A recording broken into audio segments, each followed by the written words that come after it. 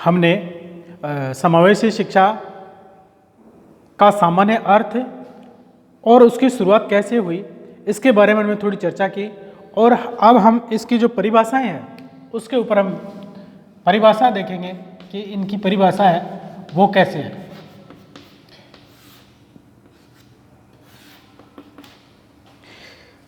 विभिन्न शिक्षण जो संस्थाएं हैं जो अंतर्राष्ट्रीय स्तर की है, उन्होंने समावेशी शिक्षा को समझाने की दृष्टि से, जैसे एनसीईआरटी है,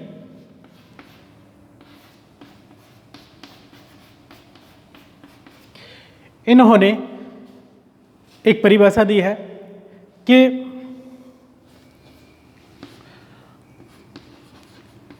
धर्म, जाति, लिंग,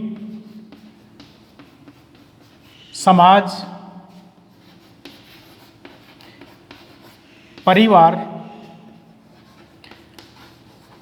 आदि के आधार पर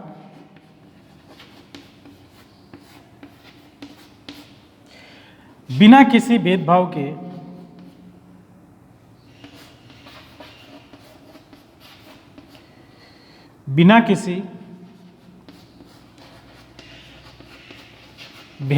के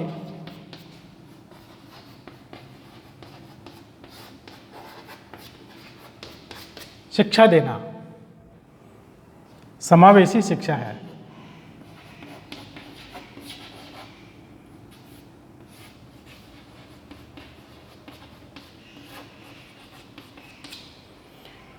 यानी धर्म, जाति, लैंगिक दृष्टि से, सामाजिक दृष्टि से, परिवार के आधार पर हम बालकों में बिना किसी भेदभाव के शिक्षा की अगर व्यवस्था करते हैं तो ये एक प्रकार से समावेशी शिक्षा है।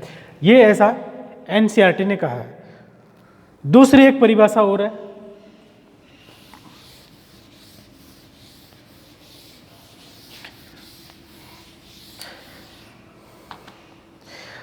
सलमान का सम्मेलन में भी परिभाषा एक निकल कर आई थी।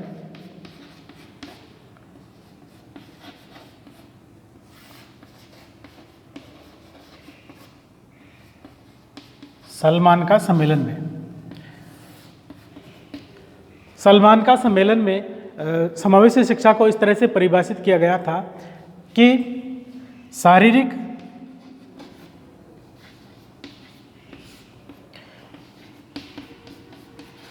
बौद्धिक,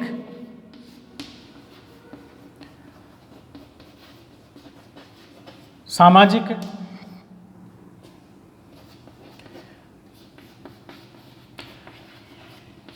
लैंगिक व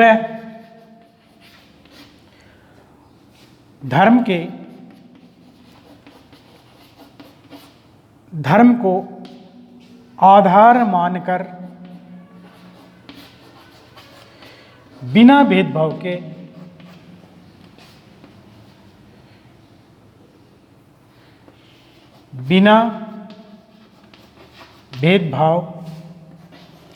के शिक्षा देना। यानी सलमान का सम्मेलन में भी इसी बात, यही निष्कर्ष निकला था कि शारीरिक रूप से हमें किसी बालक के साथ भेदभाव नहीं करना चाहिए, बौद्धिक स्तर पर भी, सामाजिक परिवेश को लेकर के भी, लैंगिक दृष्टि से भी, धर्म, इन सब बातों को के आधार पर बिना किसी भेदभाव के शिक्षा की व्यवस्था करना और बिना भय के शिक्षा की व्यवस्था करना एक प्रकार से समावेशी शिक्षा है। तो ये जो दो तरीके की परिभाषा दी है, इन परिभाषाओं के अलावा एक यूनेस्को ने भी इस प्रकार से परिभाषा दी है। यूनेस्को ने कई बातों की सिफारिश की है समावेशी शिक्षा को लेकर के कि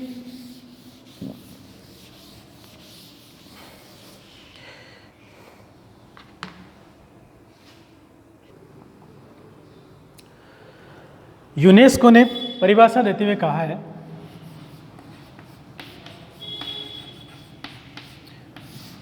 यूनेस्को, यानी इन्होंने ये कहा है कि हमें इस प्रकार के विद्यालयों का निर्माण करना है या समावेशी शिक्षा इस प्रकार के विद्यालयों का निर्माण करने की प्रक्रिया है जिसमें बिना किसी भेदभाव के बालकों को शिक्षा दी जा सके। यानी विद्यालय निर्माण की प्रक्रिया बताई उन्होंने। विद्यालय निर्माण की वह प्रक्रिया जिसमें सभी बालक बिना किसी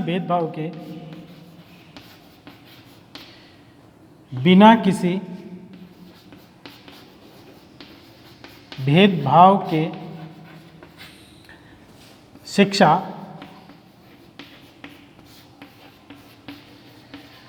ग्रहण कर सके। इन्होंने समावेशी शिक्षा को इस तरह से परिभाषित किया है कि हमें इस प्रकार के विद्यालयों का निर्माण करना है जिन विद्यालयों में बिना किसी भेदभाव के एक उद्देश्य ये भी है यूनेस्को का कि एक इस प्रकार का एनवायरनमेंट उपलब्ध कराना जिससे कि बालकों के मन में एक जो खाई बनी हुई है मानसिक स्थिति के आधार पर, सामाजिक दृष्टि से, धर्म की दृष्टि से, बौद्धिक दृष्टि से, इन सब दृष्टिकोणों से अगर उनमें किसी प्रकार का भेदभाव को लेकर के खाई बन गई है, उस खाई को समाप्त करके और ऐसे विद्यालयों का निर्माण करना जिसमें सभी बालक एक साथ शिक्षा ग्रहण कर सके। दूसरी चीज यूनेस्को ने एक और भी कही है कि ये जो समावेशी शिक्षा है इसके बारे में अपने विचार व्यक्त करते हुए उन्होंने कहा है यूनेस्को ने कि सभी बालक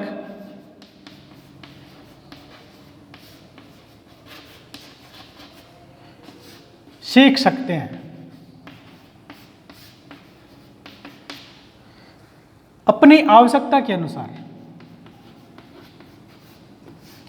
अपनी आवश्यकता के अनुसार।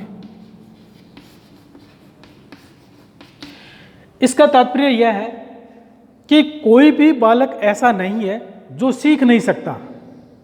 सभी बालक सीख सकते हैं। बालक के जिस प्रकार की जैसी आवश्यकता है उस आवश्यकता के अनुसार बालक में सीखने की क्षमता होती है और वो अपनी क्षमता के आधार पर शिक्षा ग्रहण कर सकता है। ये चीज़ जो है ये यूनेस्को ने कही है। दूसरी चीज़ उन्होंने एक और कही है कि बालकों की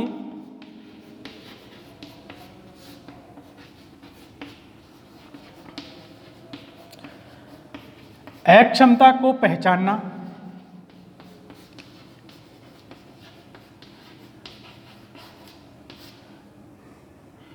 पहचान कर अक्षमता को दूर करने का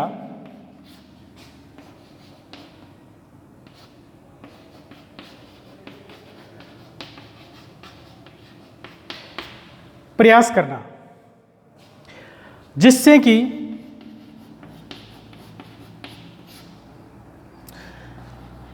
अधिगम स्तर सामान्य हो सके।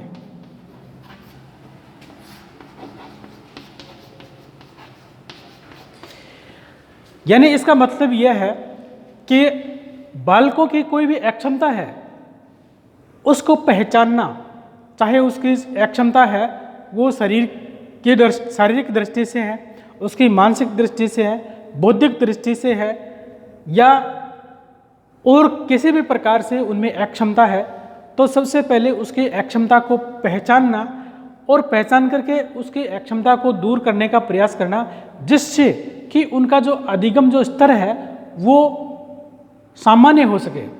यानी सामान्य बालकों की तरह ही जो विशेष बालक है वो भी शिक्षा ग्रहण कर सके। ये इस प्रकार से मतलब उनके जो अधिगम स्तर है उसको सामान्य बनाना, क्योंकि जो विशेष जो बालक है उनको शिक्षा ग्रहण करने में किस प्रकार की कठिनाई है, अधिगम करने में किस प्रकार की कठिनाई है। तो अधिगम करने की जो कठिनाई है उस कठिनाई को दूर करके और उसके अधिगम स्तर को सामान्य बनाने की सिफारिश की है यूनेस्को ने। यानी ये इनके अनुसार ये समावेशी शिक्षा है, इसका दृष्टिकोण ये रहता है। दूसरी चीज़ यह भी है कि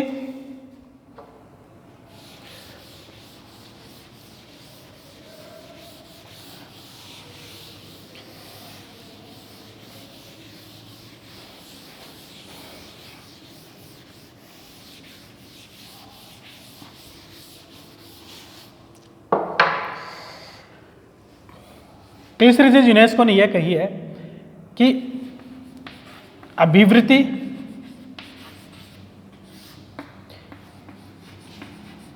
व्यवहार,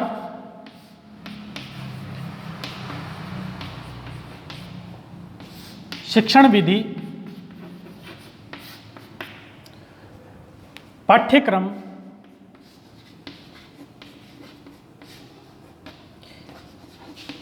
इनमें